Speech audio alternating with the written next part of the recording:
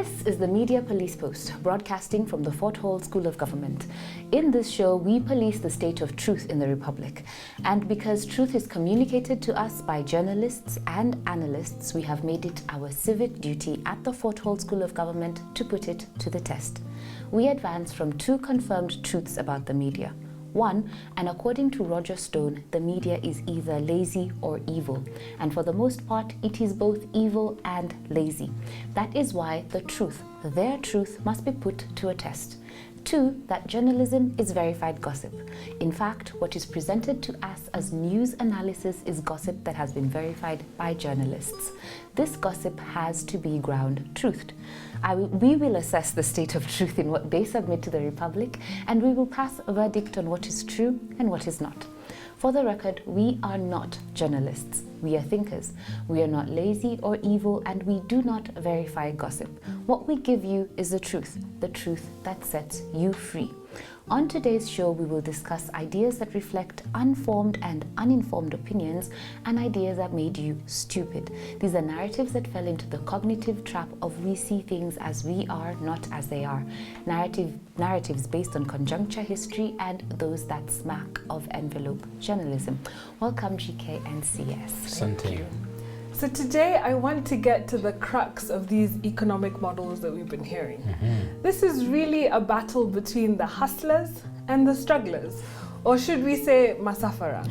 Now, Kamodo Waiganjo, inspired by Anne Waiguru's move to UDA, told us how 2022 polls will sound the death of ethnic census.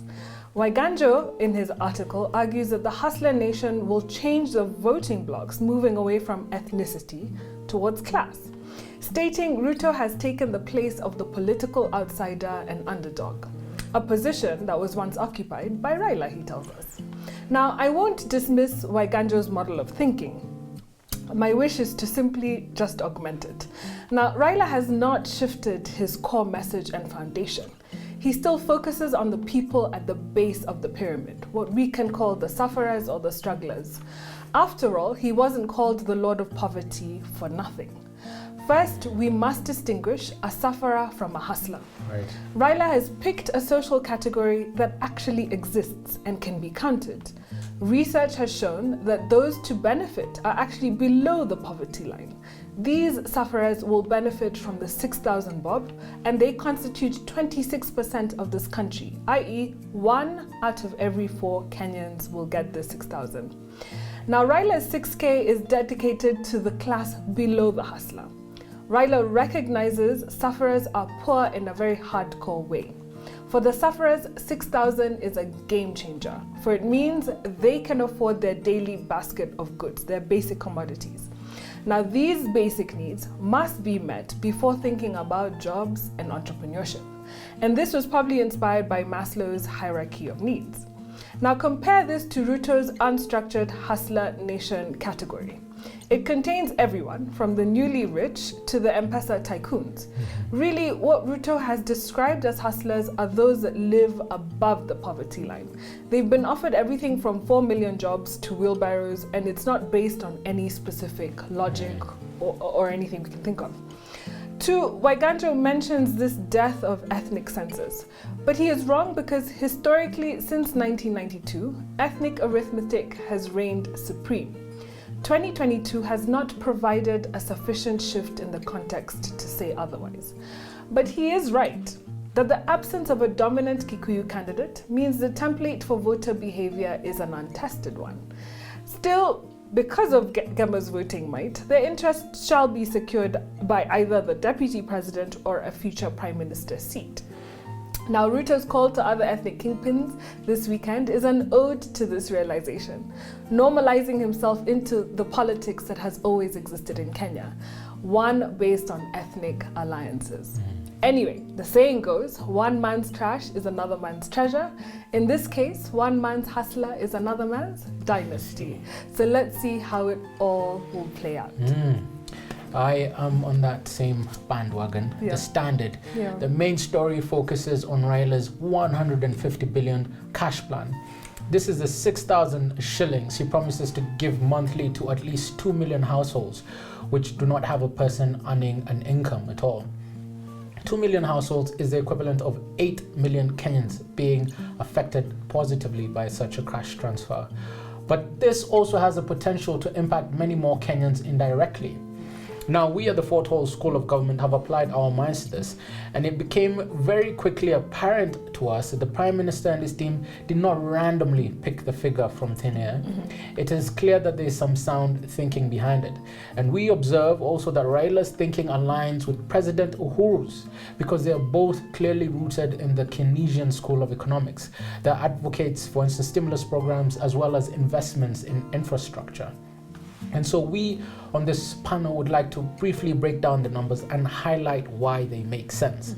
Firstly, we observed that currently the poverty line in Kenya, according to the last comprehensive poverty report released by the Kenya National Bureau of Statistics, captures those considered to be living in hardcore poverty as those who earn less than 5,995 shillings a month, which rounds off to 6,000 ukiongeza kobole. In other words, those living in hardcore poverty are those living on less than 200 shillings a day, which is 6,000 a month. So how much would this cost us? Sending 6,000 shillings in cash transfers to 2 million households will cost Kenya shillings 12 billion per month. And when this is computed over 12 months, the cost adds up to about 144 billion shillings annually. When we consider this in the context of our national budget, which was at 3.6 trillion this year, then 6,000 shillings monthly to the poorest households equals exactly 4% of 3.6 trillion. What this means is that with 4% of the national budget, we would be lifting all those families living in hardcore poverty. These are not even hustlers. These are sufferers, as GK has mentioned. 4% of the national budget, and you effectively cripple extreme poverty in Kenya and directly uplift more than a quarter of the Kenyan population and the communities they live in. Now, Ruto says that 6,000 is an insult. At this time and age, anybody telling us the language of government working on a handout program to give money, small money to people, is an insult to the people of Kenya. Nyinyi watu wa Kenya mnataka watoto wenu wapate kazi ama mnataka tupatiwe peremende ya handout? But in fairness, we don't expect him to understand or to relate. Western Hotel alone is valued at an estimated 500 million shillings. There's another one he has in Mombasa called Dolphin Hotel. If that one is also $500 million as well, then to someone with 2 hotels worth more than $1 billion, 6,000 ni pesa kidogo. Maybe that is the price of a plate of chicken stew in Western Hotel. Alafu tena niwasaidie kidogo, walisahau pia kuweka shares. Niko na shares 400,000 ya Safaricom. Wangeweka hiyo. Na pia wangeweka kama kuna askari pia wanalinda huko. Wangeongeza hiyo. Na tena walisahau kusema ile biashara yangu ya kuku niliona wanaandika acreage. Sasa pale wangeandika iko kuku 1,200. Na wangesema huyu mtu anauza mayai 150,000 every day, shilingi 1.5 million. Hiyo wangeweka namna hiyo. But for the rest of Kenyans who do not have 257 bodyguards guarding billions of shillings worth of assets, for the Kenyans who own bicycles and not helicopters, for those same Kenyans he's promising to give wheelbarrows, 6,000 is a lot of money. And there's a growing body of evidence that shows the positive impact of cash transfers. 2010 study in Zimbabwe found that each dollar provided by cash transfers circulated 2.5 times around the local economies. The local economy improving is not an insult. It also reduced child malnutrition, improved school attendance, and growth in household assets. Studies also show that in communities with cash transfers, 65% of 14 to 18-year-old girls stayed in school compared to 36% in communities that don't have cash transfers. Empowering the girl child by keeping her in school is not an insult. Studies in India, Kenya, and northern Uganda found that where women were given cash grants of even 1,500 shillings, they were able to double their earnings within a year. Individuals who received cash had 41% higher income, relative to groups that didn't. And they picked up a skilled trade as well. Now, women in particular benefited from the cash transfers, with incomes of those in the program going up to 84% higher. Now, so far, we can authoritatively state that no studies have been done to show whether people's income doubled where people were given wheelbarrows. There's also no evidence to show that the girl child was more likely to stay in school where people were given wheelbarrows. And while we're quickly able to understand Raila's plan, we're still waiting for some explanation on what exactly bottoms up is. And we hope that Tanga Tanga will offer an explanation soon, hopefully kabla Yesu arudi, or at least before the 2022 election. Bwana asifiwe to that.